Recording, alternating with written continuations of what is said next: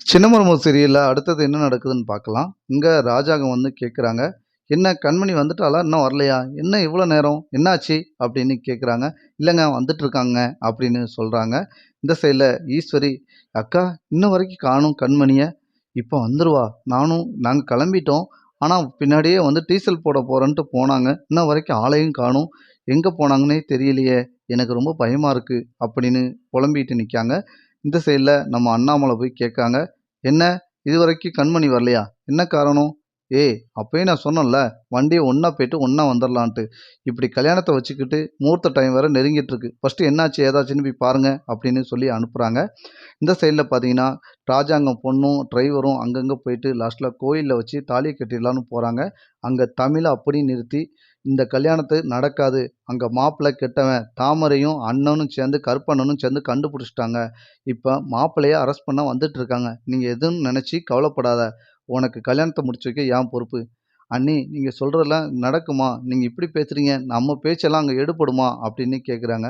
அதெல்லாம் எடுபடும். நான் எடுக்கிற மாரி பேசுறேன். நீ எதுக்கும் அவசரப்படக்கூடாது. நீ எவ்வளோ பெரிய பொண்ணு. நீ வந்து சாதாரண வீட்டு பொண்ணா?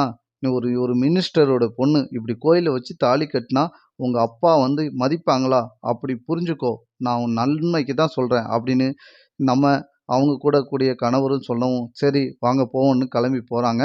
இங்க பார்த்தீங்கன்னா, நம்ம ஈஸ்வரி, அங்க பார்த்தீங்கன்னா தாமரை, அதுக்கடுத்து அங்க இருக்கக்கூடிய கருப்பன் எல்லாரும் வந்து போலீஸ்ல வந்து நம்ம தாமரைய வந்து கேட்குறாங்க. "என்ன விஷயம் நடந்துச்சு தாமரை?" அப்படின்னு அவங்க அம்மா கேட்குறாங்க சாவித்திரி. "பாத்தியாண்ணே, இந்த மாப்பிள்ளை எவ்வளோ பெரிய அயோக்கியன். இங்க ஒவ்வொரு கேமராவ செட் பண்ணி அந்த பொண்கள மிரட்டி ஒவ்வொரு விஷயத்த செஞ்சிருக்கான். இவ்வளோ பெரிய அயோக்கியனுக்கு ரெக்கமெண்டு. இவ்வளோ வேற பணம் வேற. இது யாரு? சொந்தமா. தூரத்து சொந்தமா. யாரு? நம்ம அன்னைக்கு. நம்ம மைனியாருக்கு சொந்தக்காரங்களாம்.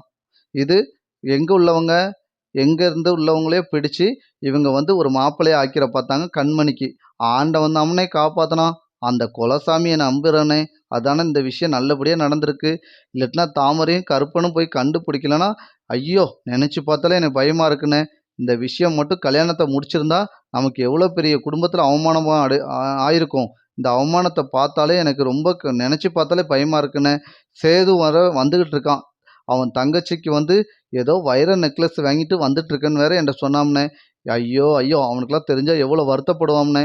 இப்ப இப்படி ஒரு விஷயத்த இந்த மாப்பிள செஞ்சுட்டு, இதுக்கு பார்த்தீங்களாண்ணே, நம்ம வீட்ல இருந்து நல்ல விதமா நான் அன்னைக்கே நெனச்சேனே, அவசர அவசரமா கல்யாணத்த முடிச்சு வைக்கணும். ஒரு வாரத்திலே மாப்பிள அங்க போறாரு, இங்க போறாருன்னு சொல்லும்போதே நான் நெனச்சேன். இவ்வளோ அவசரமா நடத்துறாங்கன்னா, கண்டிப்பா இதுல ஏதோ ஒரு விஷயம் நடக்க போதுன்னு. நல்ல வேளைல நமக்கு கல்யாணத்துக்கு ஆண்டவன் வந்து அந்த குலசாமி நம்ம கூடயே இருக்காருண்ணே. எப்படியோ மாப்பிள்ளைய அரெஸ்ட் பண்ணி போயிட்டாங்க. என் சொந்தத்துல ஒரு பொண்ணு இருக்குண்ணே. கெட்டி வைப்போம்ண்ணே அப்படின்னு சொல்றாங்க. "ஏய் தாமரை இப்போதைக்கு இத பேசாத" அப்படின்னு